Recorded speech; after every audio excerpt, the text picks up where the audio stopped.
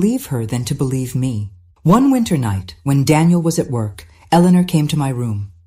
Her eyes were cold, her voice colder. Listen carefully, Margaret.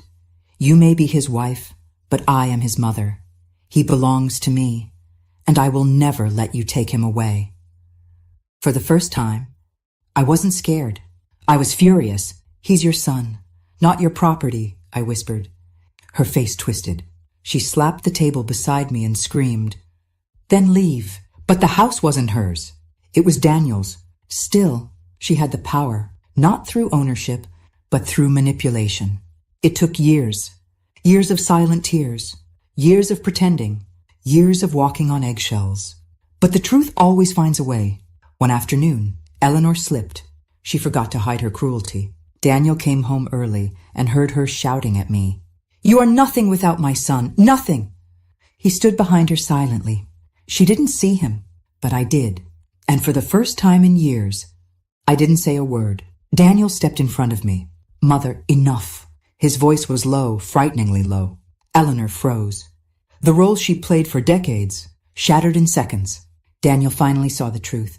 He saw the narcissism, the manipulation, the lies. And he held me as I cried. Not silent tears this time, but the tears of a woman finally believed. Eleanor passed away many years ago. I don't speak ill of the dead, but I do speak the truth. The years I lost, the innocence she stole, the wounds she carved. They shaped me, but they didn't break me. Now at 70, I tell my story for every young bride who sits in silence, every woman who cries alone, every heart overshadowed by someone else's darkness. You deserve to be believed. You deserve to be heard. And if no one has told you this before, I believe you.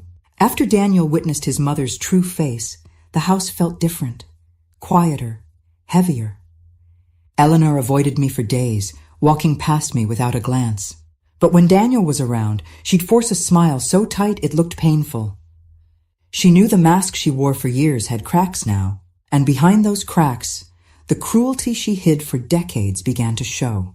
Daniel apologized to me endlessly. But apologies don't erase scars. They only acknowledge them. Still, for the first time in our marriage, I felt seen. One evening, Eleanor pretended to fall sick. She clutched her chest, dramatically groaning louder than a dying actor in a village play. Daniel rushed to her side, but I stood still because I knew she wasn't sick. She was panicking.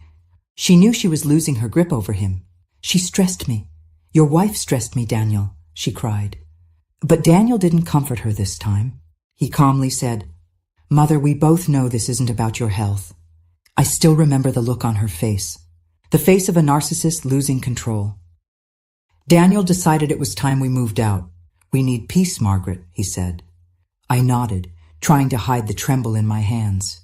I had dreamed of this moment for years, yet when it came, I felt fear.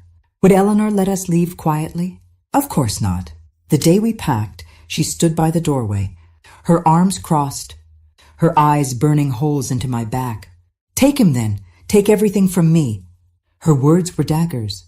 But I walked out anyway, and that was the first step toward reclaiming my life. We were gone, but she wasn't done. Every night, Daniel's phone rang, sometimes twice, sometimes 10 times.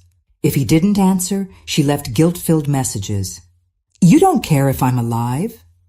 Your wife has turned you against me. I heard every word from the living room, and every word tightened a knot in my stomach. Narcissists don't let go easily. They cling harder when they're slipping. Yet, even with the calls, even with the tension, our small apartment felt like heaven. I woke up without feeling judged. I cooked without being criticized. I laughed without fear. For the first time in years, I felt like a person again, not a shadow living in someone else's house.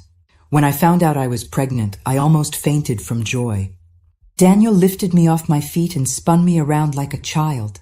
But deep inside, a fear echoed. How will Eleanor react? And just as I feared, she found a way to make my pregnancy about herself.